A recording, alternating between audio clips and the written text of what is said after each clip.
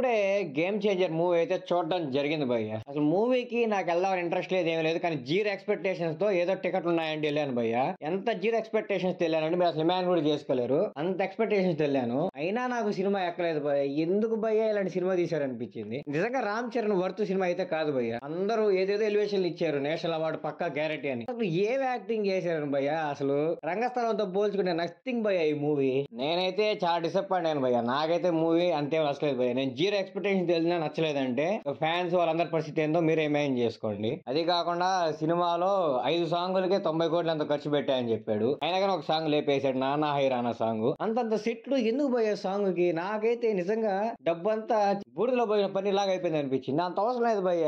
ఆ సాంగ్ ఆ డాన్స్ అంతా ఓకే, కానీ భారీ భారీ సెట్లు అయ్యేం అవసరం లేదు. ఒక్క సాంగ్ ఏదో బాగా నచ్చింది భయ్య నాకు. ఆ దోప్ సాంగ్ ని ఏదో కొంచెం కలర్ఫుల్ గా ఏదో డిజైన్ చేసినట్టు అనిపించింది. అయితే రామచ్చ మచ్చ ఆ సాంగ్స్ అన్ని నాకైతే ఏం ఎక్కలేదు. నెక్స్ట్ ఆయన హెలికాప్టర్ లో కత్తి పట్టుకొని దిగే సీన్ ఉంటది కదా, నేను ఎంత ఎక్స్పెక్ట్ చేశాను భయ్య. మరి ఈ సీన్ ఏంటంటే సంథింగ్ ఉంటది భయ్య ఫైట్ లో అని. కానీ మూవీలో ఆ సీన్ చూశాక ఈ సీన్ కి అంత ఎలివేషన్ ఇచ్చి ఆయన హెలికాప్టర్ కత్తి పెట్టుకొని దిగాల అనిపించింది. అదైతే నాకు కూడా చాలా డిసప్పాయింట్ చేసింది. ఇంకా మూవీలో చెప్పుకోదగ్గ విషయాలంటే ఏం ఉండవు భయ్య. సునీల్ గారిని వేస్ట్ గా పెట్టారు మూవీలో. ఆయన సైడ్ కి నడిచే క్యారెక్టర్ ఒక కామెడీ జనరేట్ చేయలేదు, ఏమీ చేయలేదు. జస్ట్ నామకే వాస్తు పెట్టారు. ఆ నామకే వాస్తుకి సునీల్ గారు లాంటి క్యాస్ట్ అయితే అవసరం లేదు. ఇంకా అప్పన క్యారెక్టర్ నిలిచిపోద్ది చరిత్రలో అది ఇది అన్నారు కదా, అప్పన క్యారెక్టర్ అంతేం లేదు భయ్య. కానీ మూవీ ఓవరాల్ గా చూసుకుంటే ఏమైనా ఉందా అంటే అది అప్పన క్యారెక్టర్ మాత్రమే. నాకు ఎక్కడి నుంచి మూవీ నచ్చిందంటే ఫస్ట్ హాఫ్ చూస్తా ఉన్నాను భయ్య. ఫస్ట్ హాఫ్ అయిపోయింది, ఇంటర్వెల్ వచ్చేసింది, ఏమీ లేదు మూవీలో. ఏందబ్బాయి శంకర్ గారు మూవీ అని డౌట్ వచ్చింది. తర్వాత సెకండ్ హాఫ్ స్టార్ట్ అయింది. ఇంకా 20 మినిట్స్ ఒక మంచి హై ఇస్తుంది భయ్య.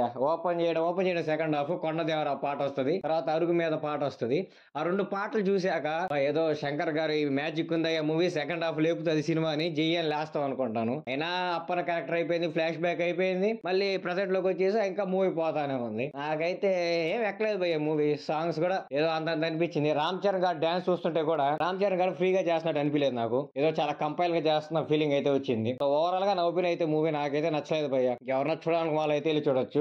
కానీ ఒక్క విషయం భయ్య, ఎస్జే సూర్య గారు యాక్టింగ్ ఉంది భయ్య. అసలు ఆయన నిజం చెప్పాలంటే ఎంత బాగా చేసేది అంత బాగా చేశారు. ఆయనకి ఇవ్వాలి భయ్య నేషనల్ అవార్డు. ప్రతి సినిమాకి ఎంత మంచి యాక్టింగ్ చేస్తున్నందుకు చాలా బాగా చేశారు ఆయన మాత్రం. మిగతా అందరు క్యారెక్టర్స్ అంతా పెద్ద ఇంపాక్ట్ ఏం లేదు. అంజలి గారి క్యారెక్టర్ గానీ, కీరా గారి యాక్టర్ గానీ అంత ఏం లేదు. కీరా గారు రామ్ చరణ్ గారి పేరుకి ఇది సెకండ్ ఫ్లాప్ భయ్య. ఫస్ట్ వినయ విధేయ రామ్ ఫ్లాప్, తర్వాత ఇది. నాకైతే ఏం ఎక్కలేదు. మీరు చూడాలనుకుంటే చూడండి వెళ్ళి.